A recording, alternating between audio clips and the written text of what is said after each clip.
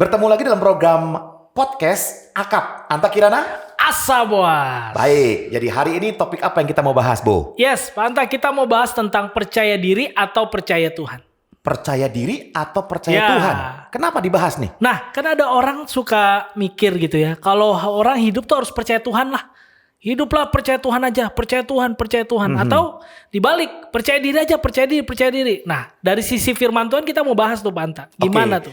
Jadi stigmanya yang terjadi di masyarakat itu adalah kalau percaya Tuhan, nggak perlu percaya diri. Nggak perlu katanya. Atau kalau orang percaya diri, lu nggak rohani lu, percaya Tuhan dong. Itu maksudnya? Ya, betul. Jadi menurut saya sebenarnya percaya Tuhan dan percaya diri itu bukanlah dua hal yang harus dipertentangkan. Ya. Bukan dua hal yang harus dipilih. Kalau saya percaya Tuhan, maka nggak perlu percaya diri. Kalau saya percaya diri, salah. Harusnya percaya Tuhan. Nah, ini perlu kita lihat dari sisi definisi dulu nih, Bu. Gimana tuh? Gimana, Pak Anta? Percaya Tuhan dan percaya diri itu dua hal yang bukan dipilih. Tetapi dua-duanya perlu ada. Percaya Tuhan itu artinya saya percaya Tuhan Yesus sebagai Tuhan Juru Selamat, sebagai pribadi yang menyelamatkan saya. Itu percaya Tuhan yang pertama. Ya, yang kita bahas di episode yang pertama namanya adalah iman yang fundamental. Betul. Nah, percaya Tuhan yang kedua adalah mengandalkan Tuhan dalam segala hal. Gimana tuh? Gimana? Kan ada ayatnya. Terkutuklah orang yang mengandalkan kekuatannya sendiri atau mengandalkan manusia. Tapi yang mengandalkan Tuhan akan disertai oleh Tuhan. Nah, apakah dengan percaya diri saya sama dengan tidak mengandalkan Tuhan? Bukan. Ya, definisi percaya diri adalah orang yang menyadari atas kemampuannya. Contoh ya, kalau saya tidak pernah bernyanyi di depan umum, maka saya diminta bernyanyi di depan umum, saya pasti nggak pede. Kalau saya nggak pernah khotbah, saya disuruh khotbah yang bagus, pasti saya nggak pede. Jadi percaya diri itu sumbernya dari masa lalu saya pernah melakukannya. Pengalaman gitu. Pengalaman. Orang yang tidak punya pengalaman tidak bisa disuruh percaya diri. Ya. Nah, jadi percaya Tuhan dengan percaya diri dari definisinya sudah berbeda nih. Kalau percaya Tuhan ini adalah mengandalkan Tuhan, percaya diri ini adalah bahwa saya berani melakukan apa yang saya lakukan dengan sebuah keyakinan saya bisa melakukannya. Jadi ketika Tuhan menebus kehidupan kita pun, Tuhan mau supaya kita menjadi pribadi yang percaya diri. Karena apa? Percaya diri yang muncul karena saya tahu hidup saya di tangan Tuhan. Percaya diri yang muncul karena saya tahu saya diberikan karunia potensi kekuatan dari Tuhan.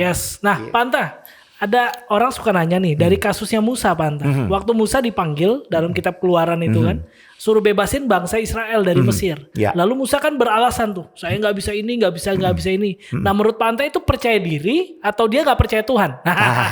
Jadi makanya ini sebuah contoh yang bagus. Ketika Musa menolak diutus, menurut saya kalau dilihat dari sisi percaya diri ada masuknya. Karena Musa tidak pernah diutus. Musa tidak pernah mendapatkan tugas serupa. Musa belum pernah memimpin jemaat yang banyak lalu berbicara di depan mereka. Makanya dia berkata, saya nggak fasilida, saya nggak bisa. Nanti kalau ditanya jawab saya apa.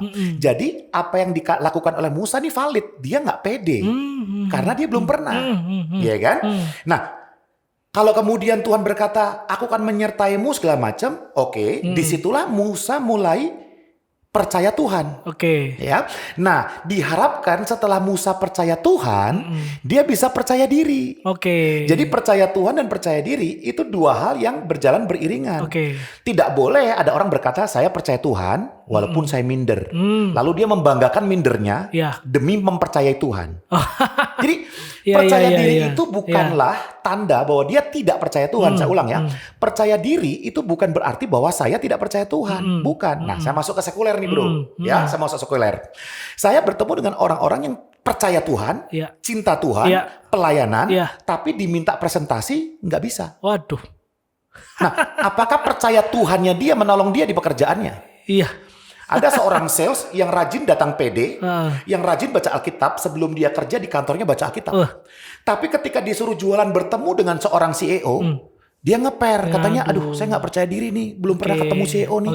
Nah, apakah itu artinya bahwa kalau saya berkata saya percaya Tuhan, lalu saya boleh nggak percaya diri. Iya, iya. Nah, sekali lagi ini buat para pendengar ya, jangan dibenturkan antara percaya Tuhan dan percaya diri dan dibikin dikotomi. Kalau saya percaya Tuhan, percaya diri nggak usah. Iya. Kalau saya percaya diri, kenapa saya nggak percaya Tuhan? Betul, Nah, jangan betul, dibegitukan. betul. Ini dua hal yang jalannya perlu selaras. Oke, berarti ada koneksi ya Pak Anta ya. Sebenarnya percaya Tuhan membuat kita jadi percaya diri. Iya dong, Gitu. ya.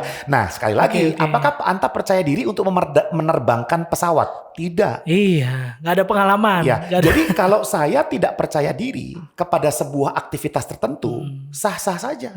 Tetapi kalau kemudian di pekerjaan, di sekuler, di perusahaan Anda dituntut untuk bisa presentasi, dituntut bisa jualan di depan CEO, dituntut untuk melakukan aktivitas-aktivitas yang membutuhkan kepercayaan diri, Anda perlu belajar. Iya. Dan yakinlah segala hal bisa kulakukan di dalam Tuhan. Kristus. Iya. Jadi kepercayaan diri kita akan melakukan sesuatu hal itu, ada pondasi lagi di belakang. Saya tidak menggunakan kekuatan sendiri, tetapi kekuatan daripada Tuhan. Jadi kita kelar. Betul. Percaya Tuhan itu udah wajib kelar. Betul, Saya mengandalkan Tuhan, saya percaya Yesus, selesai. Iya. Aplikasinya. Ya.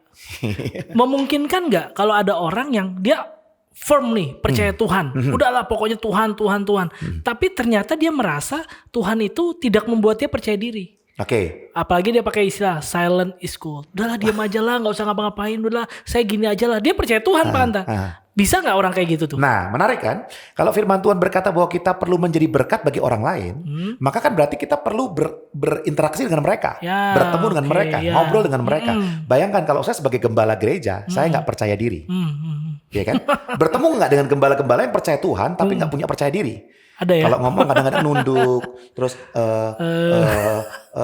berarti kan saya menampilkan ketidakpercayaan diri. Iya. Jadi sekali lagi ini perlu selaras. Yang pertama, secara rohani sudah selesai. Saya percaya Tuhan. Tuhan mampukan, Tuhan kuatkan saya.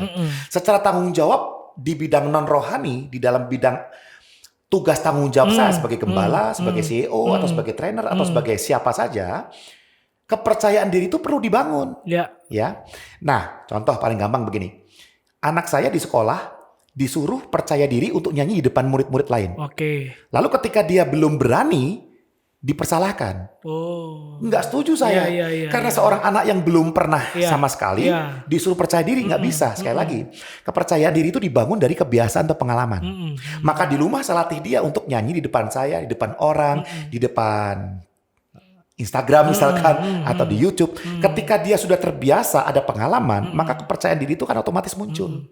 Ya, nah beda lagi nih. Kalau itu bicara tentang bukan kepercayaan diri, tapi keberhargaan diri. Nah, apa tuh? Ada Keberhargaan diri? orang itu yang minder, merasa jelek. Kalau di Alkitab contohnya siapa ya, Bos?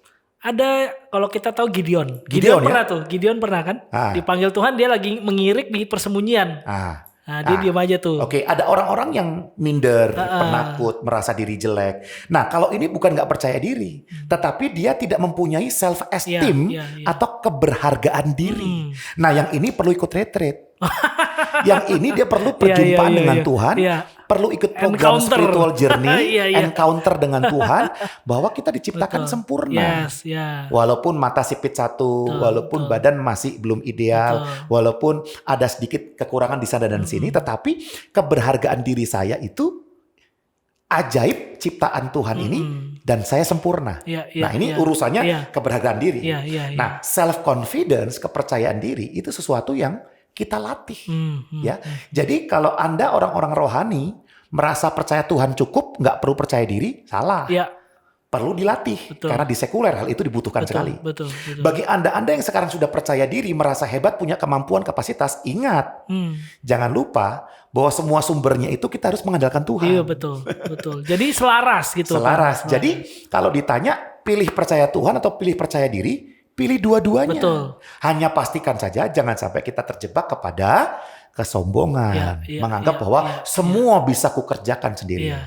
Ya, sekaligus juga jangan menjadi alasan bagi mereka yang rohani tetapi tidak percaya diri. Gitu, Bo. Jadi kalau bisa disimpulkan nih Pak Anta ya, berarti ketika kita percaya Tuhan, kita akan dibuat Tuhan untuk percaya diri. Jika kita mau ya, dan pasti Tuhan mau ngajak kita berikan instrumen untuk kita. Saya balik ke tadi Pak Anta, ke Musa itu ya. Saya jadi ingat nih, ketika Musa bilang A, B, C dia nggak mampu, Tuhan kan kasih tahu, kamu kan punya Harun. Harun yang pimpin. Kamu kan punya Miriam.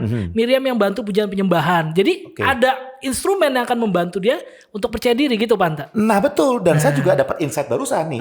Ketika kau bilang tentang hal itu, ketika Musa tidak percaya diri, aku ini siapa, nggak bisa apa-apa. Tuhan langsung tunjukkan bukti. Betul. Masukkan tanganmu ke dalam.